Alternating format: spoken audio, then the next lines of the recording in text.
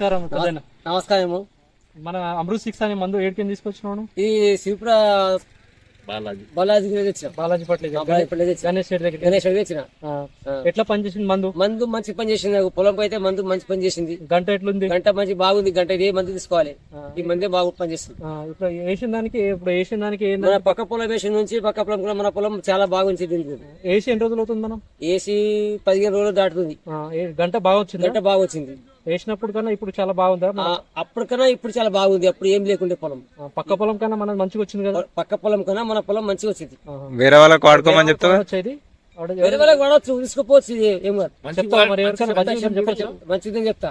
బాగుంది కదా. బాగుంది రేపు మంచిగా ఉంది.